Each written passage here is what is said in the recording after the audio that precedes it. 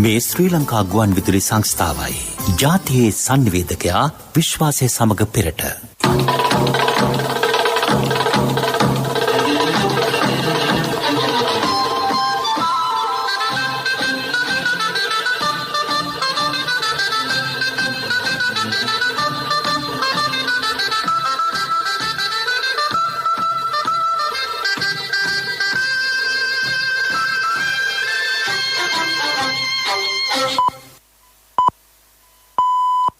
උදෑසන 6යි. මේ ශ්‍රී ලංකා ගුවන් විදුලි සංස්ථාවයි. මෙන්න ප්‍රවෘත්ති. සංස්කරණය හේමන්ත හෙට්ටිගේ ප්‍රකාශය නිශාන්ති සල්පිටි කෝරාල. ශ්‍රී ලංකාවට එරෙහි යෝජනාව සම්මත කර ගැනීමට ජගත් මානව හිමිකම් කොමිසමට බහුතර ඡන්ද සංඛ්‍යාවක් නොලැබුණු බව විදේශ ඇමති පෙන්වා දෙයි. ඡන්දය දීමෙන් වැළකී සිටි රටවල් දිනා ගැනීමට ශ්‍රී ලංකාව ක්‍රියා කළ යුතු බව අවධාරණය කෙරෙයි. පාස්කු ඉරිදා ප්‍රහාර විමර්ශන කොමිෂන් වාර්තාව අධ්‍යයනය කළ කමිටුව තම වාර්තාව එළිදැක්වීම ඉදිරි සති 2 තුළ යහපාලන රජය සමයේදී වනාන්තර අක්කර 17,000ක් ජනාවාස බවට පත් කර ඇතැයි හෙළිවෙයි. පුරන් කුඹුරු අස්වැද්දීමේ ජාතික සංග්‍රාමය හෙට සිට. ලෝක ක්ෂය රෝග දිනය අද. කොරෝනා වෛරසයේ ව්‍යාප්තියෙන් පීඩාවට පත් සැමට සෙත්පතා ජනමාධ්‍ය අමාත්‍යාංශයේ සර්ව රාත්‍රික පිරිද්දේශනයක්. ඊශ්‍රායල මහමැතිවරණයෙන් අගමැති නෙතන්යාහු මහතාගේ පක්ෂය ඉදිරියෙන්. මේ ප්‍රවෘත්ති ශ්‍රී ලංකා ගුවන් විදුලි සංස්ථාවෙන්. ශ්‍රී ලංකාවට එරෙහි යෝජනාව සම්මත කර ගැනීමට ජගත් මානව හිමිකම් කොමිසමට බහුතර ඡන්ද සංඛ්‍යාවක් ලබා ගැනීමට නොහැකි වූ බව ඇමති දිනේෂ් ගුණවර්ධන මහතා පෙන්වා දෙයි. සමාජිකයින් 47 දෙනෙකුගේ ඡන්දයෙන් ඔවුන්ට පක්ෂව ලැබුණේ ඡන්ද 22ක් පමණි. ඡන්ද 25ක් ලබා ගැනීමට නොහැකි විය. ඉන් ඡන්ද 11ක් විරුද්ධව ලැබී ඇති අතර තවත් සමාජික රටවල් 14ක් ඡන්දය දීමෙන් වැළකී සිටියේය. ශ්‍රී ලංකාවට විරුද්ධව යෝජනාවට සම්බන්ධයෙන් අධිපතිවාදී රටවලට බහුතරය දිනා ගැනීමට නොහැකි වී ඇති බවත් බහුතරය සිටින්නේ මෙම යෝජනාවට පක්ෂ නො වූ පාර්ශවයේ බවත් අමාත්‍යවරයා පැවසුවේ කොළඹ ඊයේ පැවති මාධ්‍ය හමුවකදීය. යෝජනාවට විරුද්ධව ඡන්දය ප්‍රකාශ කළ සියලු රටවලට රජයේ ස්තුතිය ප්‍රකාශ කරන බව ඔහු සඳහන් කළේය. රජය කොරෝනා වෛරසයේ ව්‍යාප්තිය හමුවේ පවා මෙරට ජනතාවගේ මානව අයිතිවාසිකම් සුරැකීමේ ප්‍රමුඛ කාර්යභාරයක් ඉටු කරමින් සිටී. ලෝකයේ බලවත්යයි කියා ගන්නා රටවල් පවා එන්නත්කරණයට යා නොහැකිව සිටියේදී ශ්‍රී ලංකා රජයේ ජනතාවගේ මානව අයිතිවාසිකම් රැකීමක් ලෙස එන්නත් කරන වැඩසටහන ආරම්භ කළේය. කොරෝනා වෛරසයේ ව්‍යාප්තිය හමුවේ ලෝකයේම පීඩාවට පත්වැති මෙම අවස්ථාවේ ජිනීවා මානව හිමිකම් සමුළුවේ මූලික අරමුණ විය යුත්තේ එම වෛරසයේ ව්‍යාප්තියෙන් ලෝක ජනතාව මුදවා ගැනීම බව අමාත්‍යවරයා පෙන්වා දුන්නේය. මානව හිමිකම් සැසිවාරයේ ආරම්භයේදීම කොමසාරිස්වරියගේ වාර්තාව පදනම් විරහිත අසාධාරණ කරුණු මත වැරදි සංඛ්‍යා ලේඛන මත ගොඩනැගුණු එකක් බව පෙන්වා දුන් ශ්‍රී ලංකාව එය ප්‍රතික්ෂේප කරන ලෙස කොමිසමේ සමාජික රටවලින් ඉල්ලීමක් කළේය. ශ්‍රී ලංකාව මානව හිමිකම් කඩවීම පිළිබඳව චෝදනා ඇතුළත් කරමින් රටවල් 6ක් ජගත් මානව හිමිකම් කවුන්සිලට ඉදිරිපත් කළ යෝජනාව පිළිබඳ විවාදය හා ඡන්ද විමසීම ඊයේ පැවැත්විනි. ශ්‍රී ලංකාවට පක්ෂව රටවල් 11ක් ඡන්දය භාවිත කළේය. බංග්ලාදේශය, බොලිවියාව, චීනය, කියුබාව, එරිත්‍රියාව, පාකිස්තානය, පිලිපීනය, රුසියාව, සෝමාලියාව, උස්බෙකිස්තානය හා වෙනිසුලාව ඒ අතර වෙයි. රටවල් 14ක් ඡන්දය දීමෙන් වැළකී සිටි අතර රටවල් 22ක් යෝජනාවට පක්ෂව ඡන්දය ප්‍රකාශ කළේය. ඉන්දියාව, ජපානය, ලිබියාව, ඉන්දුනීසියාව, ගැබෝන්, නැමීබියාව, මුර්තානියා, නේපාලය, සෙනගාලය, සුඩානය, චෝගෝ, බහරේන්, බර්කිනා පාසෝ සහ කැමරූන් ඡන්දය පාවිච්චි කිරීමෙන් වැළකී සිටියේය. ආජන්ටිනාව, ආමේනියාව, ඔස්ට්‍රියාව, බහමාස්, බ්‍රසීලය, බල්ගේරියාව, චෙක් සමූහාණ්ඩුව, ඩෙන්මාර්කය, ප්‍රංශය, ෆීජි, ජර්මනිය, ඉතාලිය, මලාවි, මාෂල් දිවයින, මෙක්සිකෝව, නෙදර්ලන්තය, පෝලන්තය, කොරියාව, යුක්රේනය, බ්‍රිතාන්‍ය සහ උරුගුවේ ශ්‍රී ලංකාවට විරුද්ධව යෝජනාවට පක්ෂව ඡන්දය ප්‍රකාශ කර රටවල් වේ. ශ්‍රී ලංකාවට පක්ෂව ඡන්දය භාවිත කළ චීනය, රුසියාව, කියුබාව, පාකිස්තානය, වෙනිසියුලාව දැඩිව කියා සිටියේ අදාළ යෝජනාව ඉවත දමන ලෙසයි. ආණ්ඩුක්‍රම ව්‍යවස්ථාවේ 13 වෙනි සංශෝධනය යටතේ පළාත් සභා මැතිවරණයේ කඩිනමින් පැවැත්විය යුතු බවද ඉන්දියා රජයේ නියෝජිතයා එහිදී සඳහන් කළේය. ඡන්දය විමසීමේදී ඡන්දය දීමෙන් වැළකී සිටි රටවල් ඉදිරියේදී දිනා ගැනීමට ශ්‍රී ලංකාව ක්‍රියා කළ යුතු බව නීතිඥ මහාචාර්ය ප්‍රතිභා මහානාමහේවා මහතා ජාතික ගුවන්විදුලියට පැවසීය.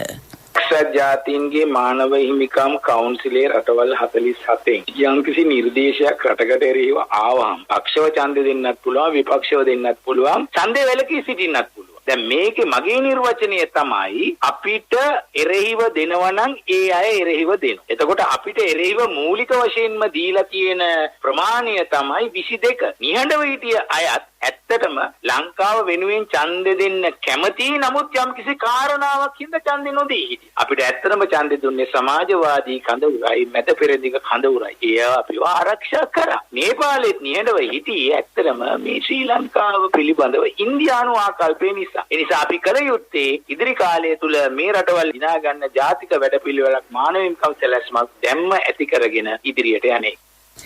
ජගත් මානව හිමිකම් කොමිසමට ශ්‍රී ලංකාවට එරෙහිව ගෙනා යෝජනාව බහුතර ඡන්දයෙන් අනුමත කර ගැනීමට නොහැකි වූ බව මානව හිමිකම් පිළිබඳ නීතිවේදී සංවිධානයේ විධායක අධ්‍යක්ෂ කල්යානන්ද තිරානගම මහතා පෙන්වා දෙයි. මේ ඡන්දේ අපි පෙරදුනගේ එක්ක ප්‍රශ්නයක් වෙන්නේ නැහැ. මොකද හේතුව තීන්දුවේ ක්‍රියාත්මක කරන්න පුළුවන් තීන්දුවක් නෙවෙයි. බහුතරය ගත්තාම බහුතරේ ඒක අනුමත කරලා නැහැ මුළු සමාජික සංඛ්‍යාවේ. ඒකට අර ඡන්ද දීමේ වැලකිච්ච කට්ටිය කොයි පැත්තේ ඉන්නවද කියන කියන්නේ මේ සමහරවිට අපේ පැත්තේ වෙන්නත් පුළුවන්. එකක් මම දැක්කා. ඒක නම් මේ අපිට සැලකිලිමත් වෙන කාරණයක්. අපිට දිනා ගන්න තීච්ච සමහර රටවල් දිනා ගන්න අපි උත්සාහයක් දරලා නැහැ කියන එක තමයි මගේ හැඟීම. ඒ තමයි මේ ඉන්දියාව කොහොමද ඉන්දියාවේ පොඩි ප්‍රශ්නයක් තියෙනවා. නමුත් නේපාලය වගේ රටක්, ඉන්දුනීසියාව වගේ රටක්, ඒවා අපිත් එක්ක බොහොම සුහද සම්බන්ධකම් තියෙන රටවල්. මේ කල්ලාතුව කල්පනා කරලා උත්සාහ දරුවා ඒක දිනා ගන්න බැරි කමක් නැහැ. ඒ වගේම අපි ඉදිරියේදී බලන්න ඕන මේ රටවල ආසියා ආෆ්‍රිකාවේ කලාපේ රටවල්, නොබැඳි රටවල්. ඒ සියල්ල තුල අපි නොබැඳි ව්‍යාපාර දේශපාලන අපි ගෙනියන්න ඕන. අපේ සහෝදර මිත්‍ර රටවල් බඩේව පත් කර ගන්න ඕන. ඒ රටවල් බොහොම එකකට අපේ වගේම ප්‍රශ්න තියෙන රටවල්. මේට වඩා ක්‍රියාකාරී කොටසක් රඟපෑම අවශ්‍ය වෙනවා අපේ ජාත්‍යන්තර ශ්‍රේෂ්ඨ කියන එක මගේ හැඟීම. පාස්කු ඉරිදා ප්‍රහාර විමර්ශන ජනාධිපති කොමිසමේ වාර්තාව අධ්‍යයනය සඳහා පත් කළ කමිටු වාර්තාව ඉදිරි සති 2 තුළ භාර දෙන බව ඇමති ප්‍රසන්න රණතුංග මහතා කියයි. පාස්කු ඉරිදා ප්‍රහාර විමර්ශන කොමිසමේ වාර්තාවේ නිර්දේශ සම්බන්ධයෙන් අගරාධ ගුරු හිමිපාණන් සහ කතෝලික සභාව ඉදිරිපත් කර ඇති මත සම්බන්ධයෙන් කමිටුව විශේෂ අවධානයක් යොමු කළේය. කොමිෂන් සභා වාර්තාවේ නිර්දේශ නැවත අධ්‍යයනය කර අඩුපාඩු සකස් කිරීමෙන් පසුව ඒ පිළිබඳව යලි පරීක්ෂණ පවත්වන්නයි ත්‍රස්ත විමර්ශන ඒකකයට සහ රහස් පොලිසියට නිර්දේශ කිරීමට අපේක්ෂා කරන බව අමාත්‍යවරයා පවසයි. කොමිෂන් වාර්තාව පිළිබඳ සෑහීමකට පත්විය නොහැකි බවත් එම නිර්දේශ ක්‍රියාත්මක කිරීමේ වගකීම හා ඒවායේ අඩුපාඩු පිළිබඳ සාකච්ඡා කළ යුතු බවත් ඔහු වැඩිදුරටත් සඳහන් කරයි. මේ ප්‍රවෘත්ති ශ්‍රී ලංකා ගුවන්විදුලි සංස්ථාවෙන්.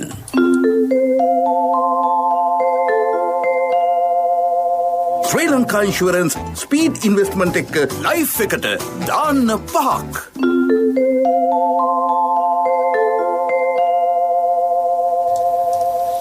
නැවතත් ප්‍රවෘත්ති. යහපාලන රජයේ සමයේදී උතුරු නැගෙනහිර පළාත් දෙකේ පමණක් අක්කර 16,508ක වන විනාශයක් සිදු වී ඇතැයි හඳුනාගෙන තිබේ. කරුන් කාලිපුරම් වන රක්ෂිතේ අක්කර 5,000ක් විනාශ කර ජනාවාස පිහිටුවා තිබේ. කරඩික්කුලි වන රක්ෂිතේ අක්කර 3,000ක්ද එම කාලේ විනාශ කර තිබේ. ඊට අමතරව මඩුපාර වන රක්ෂිතය පුවරසන් කුලම, නාගංචෝලයි, කලාමරිඩ්ඩු, ඉරසෙන්දිරම් කුලම්, බක්මිටියාව, තිඹිරිගොල්ල, කුබුක්තන, වඩකාඩු, කාකේනිකුලම්, පෙරියමඩු, උඩ්ඩුසුඩාන්, මුහුදු බඩපත්තු, සාලන් බයිකුලම්, සුදුරාවත්තකුලම් යන වනාන්තරවල අක්කර 10 ගණනක් යහපාලන රජයේ සමයේ එලිකර ජනාවාස පිහිටුවා තිබේ. මේවා ගැසට් නිවේදන මගින් ප්‍රකාශයට පත් කර ඇති වනරක්ෂිත වේ. එහෙත් වර්තමානයේදී තම පෞද්ගලික බිමක් ශුද්ධ පවිත්‍ර කිරීම සම්බන්ධයෙන් යහපාලනය වෙනුවෙන් පෙනී සිටි ඇතැම් මාධ්‍ය හඬනගන බවක් පෙනී අභියෝගනීයයි. විල්පත්තු ඇතුළු උතුරු නැගෙනහිර වනාන්තර විනාශ වීමේදී ඔවුන් කිසිදු සටහනක් නොකළ අතර එම අවධියේ දැන් මෙන් පරිසරවේදීන්ද සිටියේ නොමැත. වන විනාශය ආරම්භ වූයේ යහපාන රජයේදී බව ඕනෑම අයෙකු දනී. රිෂාඩ් බදියුදීන් සම්බන්ධයෙන් නිරන්තර ප්‍රවෘත්ති එම කාලයේ මැවුණි. ඇතම් ස්ථානවල වනයේ කැපීම සිදුවන්නේ වසර ගණනාවක් රජයේ ඉඩම්වල පදිංචිව සිටින අනවසර පදිංචිකරුවන් මගිනි. එම ගැටලුවලට විසඳුම් ලබා දීමට රජය ක්‍රියා කරමින් සිටී. යහපාන රජය සමයේදී නිකුත් කළ ගැසට් පත්‍රයක සඳහන් කර තිබුණේ වසර ගණනාවක් අනවසරයෙන් පදිංචි වී සිටින මිනිසුන්ට තම ඉඩම් ඔප්පු ලබා දෙන බවයි. එම නිවේදනයේ හේතුවෙන් එම පදිංචිකරුවෝ තම ඉඩමට ආසන්න කැලෑ ශුද්ධ කරමින් තමන්ට අයිති ඉඩම් ලෙස පෙන්වීමට උත්සාහ කළහ. අවසානයේ එම ගැසට් නිවේදනයේ බරපතලකම හඳුනාගත් යහපාන රජය එය අවලංගු කළේය. එහෙත් මේ වන විට වනයේට විශාල හානියක් සිදු වී තිබේ. පරිසර වේදීන්යයි පවසන පිරිස් එම කාලේ මේ පිළිබඳව කිසිදු වචනයක් හෝ ප්‍රකාශ නොකළහ. ඇතැම් මාධ්‍ය මලාලා යූසුෆ් වැනි චරිත ගොඩනගමින් ජනතාව අතර කැපී පෙනීමට උත්සාහ කරයි. ඉකුත් යහපාන රජයේ සමයේ සහ ගෙවුණු මැතිවරණවලදී මෙම මාධ්‍ය ක්‍රියා කළ ආකාරය පිළිබඳවද ඕනෑම අයෙකු දනී. පුරන් කුමරු අස්වැද්දීමේ ජාතික සංග්‍රාමය හෙට ආරම්භයි. අක්කර ලක්ෂයක් පමණ වන මිරට සමස්ත පුරන් කුමරු ප්‍රමාණයෙන් යලකන්නේ වෙනුවෙන් ගොවිජන සේවා මධ්‍යස්ථාන 320කට අයත් පුරන් කුමරු අක්කර 28000ක් අස්වැද්දීම හෙට ආරම්භ කරන බව ඇමති මහින්දානන්ද අලුත්ගමගේ මහතා කියයි. ජාතික උත්සවයේ ලෙස දොම්පේ ගොවිජන සේවා බල ප්‍රදේශයේ පහුරු ඔය ප්‍රදේශයේ අක්කර 141ක කුමරු යාය අස්වැද්දීම ආරම්භ කෙරේ. පුරන් කුමරු අක්කර 28000ක් අස්වැද්දීමෙන් යලකන්නේ මෙට්‍රික් ටොන් 35000ක වී අස්වැන්න අපේක්ෂා කෙරෙයි. පුරන් කුඹුරුවල ඇල මාර්ග ශුද්ධ පවිත්‍ර කර පිළිසකර කර දෙන බවද ගොවීන්ට අක්‍රයකට රුපියල් 25000ක පොලි රහිත ණයක් සපයන බවද අමාත්‍යවරයා පැවසීය. පොහොර තාක්ෂණය හා යන්ත්‍ර සූත්‍ර පහසුකම් රජයේ නොමිලේ ලබා දෙයි. එක් ගොවිජන සේවා බල ප්‍රදේශයක අක්කර 10ක් පුරන් කුඹුරු අස්වැද්දීම අනිවාර්ය කර තිබේ. පළමු අධීර යටතේ අක්කර 28000ක් අස්වැද්දීම ආරම්භ කරන බවත් දෙවන අධීර යටතේ අක්කර 50000ක් අස්වැද්දීම අපේක්ෂා කරන බවත් මහින්දානන්ද අලුත්ගමගේ අමාත්‍යවරයා පැවසීය. දිවුලපිටිය පෑලියගොඩ සහ බන්ධනාගාර කොරෝනා පොකුරු වලින් වාර්තා වී ඇති සමස්ත ආසාදිතයින් සංඛ්‍යාව 86046 දක්වා ඉහළ යයි. ඊයේ ආසාදිතයෝ 142 දෙනෙක් හඳුනා ගනු ලැබූහ. මෙරට කොරෝනා මරණ සංඛ්‍යාව 552 දක්වා ඉහළ යයි. සෞඛ්‍ය සේවා අධ්‍යක්ෂ ජෙනරාල්වරයා ඊයේ එක් මරණයක් තහවුරු කළේය. යාපනයේ නල්ලූර් ප්‍රදේශයේ පදිංචි 63 හැවිරිදි කාන්තාවක් එලෙස මරණයට පත්ව තිබේ. කොරෝනා වෛරසයේ ව්‍යාප්තිය හමුවේ පීඩාවට පත් සැමට සෙත් පතා ජනමාධ්‍ය අමාත්‍යාංශයේ සංවිධානය කළ සර්ව රාත්‍රික පරිත්‍රාණ ධර්මදේශනාවක් අද රාත්‍රී 9:30 සිට හෙට 5 වනතුරු පැවැත්වේ. ශ්‍රී ලංකා ගුවන්විදුලි සංස්ථාවේ ස්වදේශීය සේවය ඔස්සේ එය සජීවීව ප්‍රචාරය කෙරේ. ශ්‍රී ලංකා ගුවන්විදුලි සංස්ථාව දෙවයින පුරා විහෙර විහාරස්ථානවල සංවිධානය කරන රත්න සූත්‍රය සජ්ජායනා කිරීමේ වැඩසටහනේ 142 වැන්න පිටිගල මැටිවිලිය බෞද්ධ මධ්‍යස්ථානයේදී අද පැවැත්වේ. ඒ පිළිබඳව අදහස් දක්වන බෞද්ධ මධ්‍යස්ථානාධිපති පූජ්‍ය ආචාර්ය තුඩුගල ධම්මාරාම ස්වාමින් වහන්සේ. රටේ ව්‍යාප්ත වීගෙන යන කොරෝනා වසංගතය දුරු කර ගැනීමේ අදහසින් 141 වරට ශ්‍රී ලංකා ගුවන්විදුලි සංස්ථාව මගින් පවත්වනු ලබන මහානුභාව සම්පන්න රතන සූත්‍ර දේශනාව අද දින සවස 6:30ට පිටිගල මැටිවිලිය බෞද්ධ මධ්‍යස්ථානයේදී ධම්සිසිල බුදු පදනමේ අනුග්‍රහයෙන් පැවැත්වීමට සියලු කටයුතු සංවිධානය කොට ඇත. බුදුහාමුදුරන් කාලේ විශාලා මහනුවර ඇතුණු තුම්බිය දුරු කර ගැනීම සඳහා පිරිත්තේ පිරිත්පැන් විශ්වභව අතීතය සඳහන් වෙනවා. අදත් ලංකාවේ පැතිරී යන මේ කොරෝනා වසංගත රෝගී නැති කර ගැනීම සඳහා මේ මහානුභාව සම්පන්න රතන සූත්‍රයේ අඩංගු වන ත්‍රිවිධ රත්නයේ ගුණ ගායනා කිරීම ඉතා වැදගත් කාලෝචිත ක්‍රියාවක් හැටියට හඳුන්වන්න පුළුවන්කම තිබෙනවා. ධම්සිසිල පදනම රතන සූත්‍ර සජ්ජායනය සඳහා අනුග්‍රහය දක්වයි. පසුරු 6:30 සිට වෙළඳ හා සිටි FM සේවා ඔස්සේ එය සජීවීව ප්‍රචාරය කෙරෙයි. මීළඟට ප්‍රමුඛ පුවත. අවුරුද්දෙන් අවුරුද්ද රක්ෂිත මුදලට 5% එකතු වෙනවා. කල් පිරෙනකොට බෝනස් මුදලත් එකතු වෙනවා. වාරිකේ වෙනසක් ඇත්තෙම නෑ. මේක ජීවිත රක්ෂණයක් එක්ක දෙන ස්පීඩ් ආයෝජනයක්. හම්බ කරන කාලේ හම්බ කරලා සැනසෙල්ලේ වියදම් කරන්න chance එකක් ගන්න. මොකද කියන්නේ? ශ්‍රී ලංකා ඉන්ෂුරන්ස් ස්පීඩ් ඉන්වෙස්ට්මන්ට් එක්ක ලයිෆ් එකට දාන්න 5ක්. ශ්‍රී ලංකා ඉන්ෂුරන්ස් පියෙකුමෙන් මවකමෙන්. ප්‍රමුඛතම පුවත ඔබ වෙත ගෙනෙන්නේ සිද්ධාලේප ලක්වියාව. ලෝක ක්ෂය රෝග දිනය අදයි. ක්ෂය රෝගය පාරම්පරික රෝගයක් නොවන අතර බෝවන රෝගයකි. වාතය මගින් රෝගය බෝවේ. දියවැඩියාව රෝගයෙන් HIV ආසාදිතයින් දුම්පානය හා මත්පැන් පානයට ඇබ්බැහි වූවන් ක්ෂය රෝගයට ගොදුරු වීමේ වැඩි අවදානමක් පවතී. සති 2ක් ඉක්මවා පවතින කැස්ස, මද උණගතිය, සිරුරේ බර අඩුවීම, පපුවේ වේදනාව සහ රාත්‍රී කාලයේ දහදිය දැමීම ක්ෂය රෝග ලක්ෂණ වෙයි. අඛණ්ඩව මාස 6ක් ප්‍රතිකාර ලබා ගැනීමෙන් රෝගී නිට්ටාවට සුව කළ හැකිය. ලෝකයේ වාර්ෂිකව වාර්තා වන ක්ෂය රෝගීන් සංඛ්‍යාව ලක්ෂ 90ක් පමණ වෙයි. 2019 වසරේදී ශ්‍රී ලංකාවෙන් වාර්තා වූ ක්ෂය රෝගීන් සංඛ්‍යාව 8434කි. එය ලෝක සෞඛ්‍ය සංවිධානයේ ඇස්තමේන්තු අගය වූ 13500ට වඩා බෙහෙවින් අඩු අගයක් බව සෞඛ්‍ය අමාත්‍යාංශයේ ක්ෂය රෝග මර්ධන හා ලය රෝග පිළිබඳ ජාතික වැඩසටහන පෙන්වා දෙයි. ප්‍රමුඛතම පුවත ඔබ වෙත ගෙන ආවේ සිද්ධාලේප ලක්වියාව. ශක්ති හඬ අවධානය පිණිසයි. කිරිතිඔය පහළ නිම්නේ හා යෝධවැව ප්‍රධාන ඇලමාර්ගවල කිඹුල් ගහනය ඉහළ යාමෙන් ගොවි පවුල් දහස් ගණනක් දැඩි දුෂ්කරතාවට පත්වෙති. දියනෑමට ඇලමාර්ගවලට බැසීමේදී ඇල ඉවුරුවල සිටින කිඹුලන් පුද්ගලයන්ව ඩැහැගත් අවස්ථා පවතින බව කිරිතිඔය ඒකාබද්ධ ගොවි සංවිධානයේ සභාපති එස් ජාලියගොඩ මහතා ඊයේ පැවති හම්බන්තොට දිස්ත්‍රික් කෘෂිකර්ම කමිටු රැස්වීමේදී පැවසීය. අනතුරුවලට ලක් වූ ගොවීහු කිහිප දෙනෙක් මේ වන විට තිස්ස මහරාම රෝහලේ ප්‍රතිකාර ලබති. රාත්‍රී කාලේ ඇලමාර්ගසල පිහිටි නිවාස වෙත පැමිණෙන කිඹුලන් එම නිවෙස්වල ඇති කරන බල්ලන් ඩැහැගෙන ගිය අවස්ථාද පවතී. කිරිදිඔය පහළ නිම්නේ හා යෝධවැව ප්‍රධාන ඇලමාර්ගවල ඉහළ යමින් පවතින කිඹුල් ගහනය අවම කිරීම කෙරෙහි යාල වනජීවී නිලධාරීන්ගේ කඩිනම් අවධානය යොමු විය යුතු බව අවධාරණය කෙරේ. ලෝක ප්‍රවෘත්ති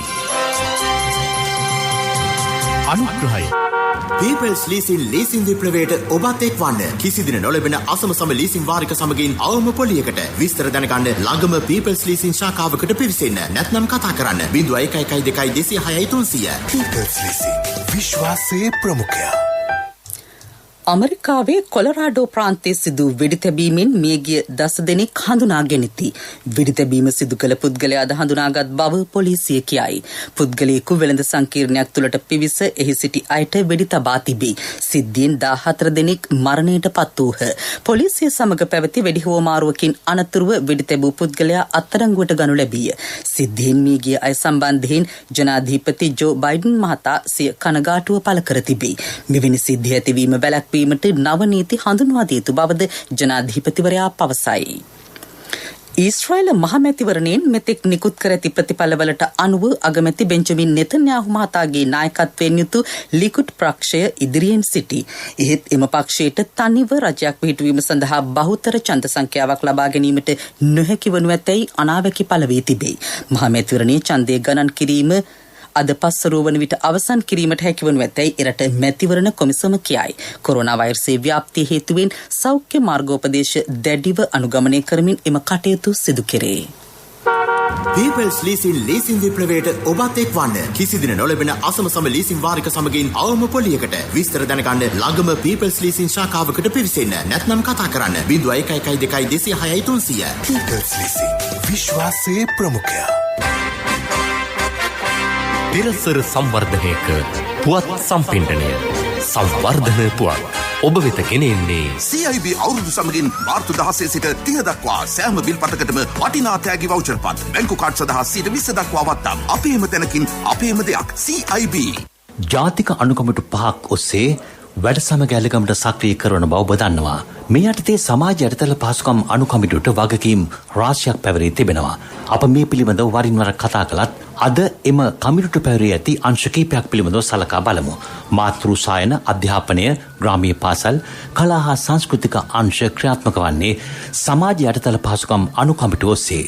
මේ කාර්යයන් හා සම්බන්ධ වන රාජ්‍ය නිලධාරීන් ලෙස ප්‍රාදේශීය ලේකම්, සහකාර ප්‍රාදේශීය ලේකම්, සෞඛ්‍ය වෛද්‍ය නිලධාරී, දේශීය ආයුර්වේද වෛද්‍ය නිලධාරී, කලාප කොට්ටාශ අධ්‍යාපන නිලධාරී, සංස්කෘතික සංවර්ධන නිලධාරී, වනිතා සංවර්ධන නිලධාරී, මනෝ උපදේශන සංවර්ධන නිලධාරී, බෞද්ධ කටයුතු සංවර්ධන නිලධාරී, මහජන සෞඛ්‍ය පරීක්ෂක ඇතුළු නිලධාරීන් මූලික වශයෙන් ග්‍රාමීය මට්ටමේ යෝජනා අතරට එක් වෙනවා. මූලික වශයෙන් ග්‍රාමීය මට්ටමේ යෝජනා අතර මාතෘසාන වැඩි දියුණු කිරීම, ඒවා විධිමත් කිරීම හා අවශ්‍ය සම්පත් ලබා දීම සඳහා ප්‍රමුඛතාව ලබා දී තිබෙනවා. බොහෝ විට ග්‍රාමීය පාසල්වල විවිධ ගැටලු විසඳා ගැනීමේදී මතුවන දුෂ්කරතා අවම කිරීමට කටයුතු යොදා තිබෙනවා. පාසල්වල සනීපාරක්ෂක පහසුකම් සඳහා වැඩි ඉඩක් ලබා දෙන අතර එම ව්‍යාපෘති දැනටමත් ඔබේ ගමේ පාසලේ ක්‍රියාත්මක වන බව ඔබ දන්නවා. එමෙන්ම දරුවන්ගේ කලාකුසලතා වැඩි දියුණු කිරීමත්, ඒ සඳහා ඉඩක් ලබා දීමත් වැඩ සමග යාලි ගමට ඔස්සේ මේ අනුකමිටුවට පැවරී තිබෙනවා. විශේෂ අධ්‍යාපනය සහිත දරුවන් වෙනුවෙන් විශේෂ වැඩසටහන් ක්‍රියාත්මක කිරීම මෙන්ම මනෝ උපදේශන සේවා ලැබිය යුතු පිළිබඳවත් නිරන්තරයෙන් සොයා බැලීම සිදු වෙනවා. මේ අනුව වැඩ සමග යාලි ගමට යනු හුදු භෞතික සංවර්ධන ක්‍රියාවලියක්ම නොව පොදු පහසුකම් සමග භෞතික හා ආධ්‍යාත්මික සංවර්ධනය එක්වර ගොඩනංවන වැඩපිළිවෙලක්. වැඩ සමග යාලි ගමට ග්‍රාමීය ප්‍රජාව පියවරෙන් පියවර සතුටින් ජීවත් වන පවුලක් වෙත රැගෙන යනවා. ඒ සඳහා මූලික අඩිතාලමයි වැඩ සමග යාලි ගමට. අපි වැඩ කරමු, වෙනස්ව සිටීමට බිය නොවෙමු. පෙරසර සංවර්ධනයක පුවත් සම්පින්ඩනය සංවර්ධන පුවත් ඔබ වෙත ගෙන ආවේ CIB අවුරුදු සමගින් මාර්තු 16 සිට 30 දක්වා සෑම විල්පතකටම වටිනා තෑගි වවුචර් පත්, බැංකු කාඩ් සඳහා 20% දක්වා වත්නම්, අපේම තැනකින් අපේම දෙයක්. CIB. ක්‍රීඩා පුවත්. සංචාරක ශ්‍රී ලංකා කණ්ඩායම සහ බටහිර ඉන්දිය කොදෙව් කණ්ඩායම අතර ඇන්ටිගුවාහිදී පැවැත්වෙන පළමු ටෙස්ට් ක්‍රිකට් තරගයේ සිව්වන දිනය අදයි. දෙවනි ඉනිම සඳහා පන්දුවට පහර දෙන ශ්‍රී ලංකා කණ්ඩායම ඊයේ දිනේ නිමාවන විට කඩලු 4ක් දැවි ලකුණු 255ක් රැස් කරගෙන සිටියේය. ශ්‍රී ලංකා කණ්ඩායම පළමු ඉනිම සඳහා සියලු දෙනා දැවි ලකුණු 169යි. බටහිර ඉන්දිය කොදෙව් කණ්ඩායම පළමු ඉනිම සඳහා සියලු දෙනා දැවි ලකුණු 271ක් රැස් කළේය.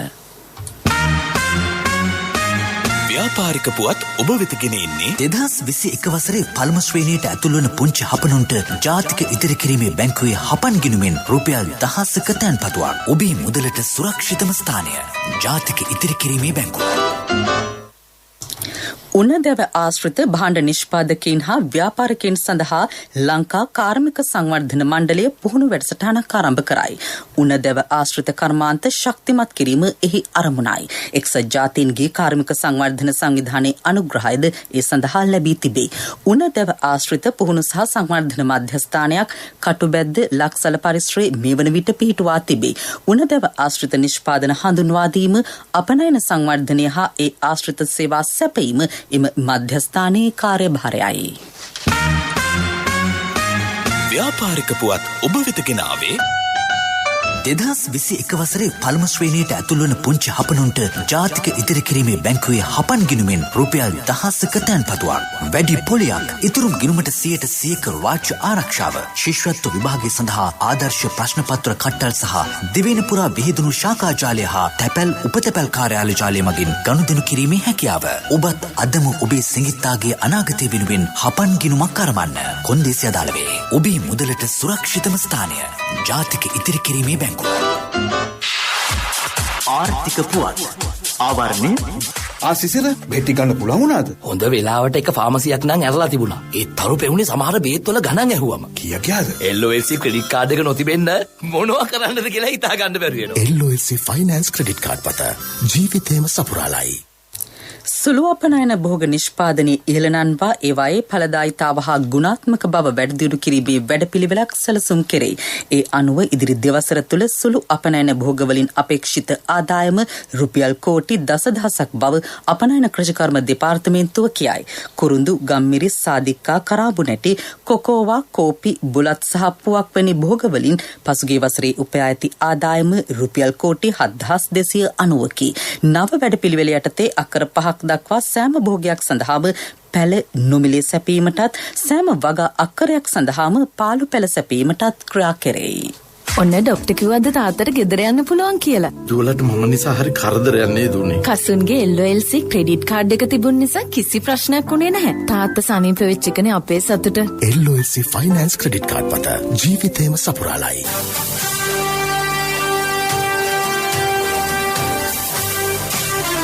කාලගුණ වාර්තාව ඔබ වෙත ගෙන එන්නේ සයුරු දීවර කාලගුණ තොරතුරු සේවාව. ඔබගේ ප්‍රදේශයට අදාළ කාලගුණ තොරතුරු නොමිලේ එසැනින් ඔබේ ඩයලොග් දුරකථනයට 828 අමතා ලියාපදිංචි වන්න. දීවර හා ජලජ සම්පත් දෙපාර්තමේන්තුව සහ කාලගුණ විද්‍යා දෙපාර්තමේන්තුවේ ඉදිරිපත් කිරීමකි. සයුරු සමග සුරැකීම. දිවයිනේ බොහෝ ප්‍රදේශවලට පස්වරුවේදී හෝ රාත්‍රී කාලයේදී අකුණු සමග වැසි ඇතිවන බව කාලගුණ විද්‍යා දෙපාර්තමේන්තුව කියයි. සබරගමුව, දකුණ, බස්නාහිර, වයඹ හා මධ්‍යම පළාත්වල ඇතැම් ස්ථානවලට මිලිමීටර 75කට වැඩි තරමක තදවැසි ඇතිවිය හැකියි.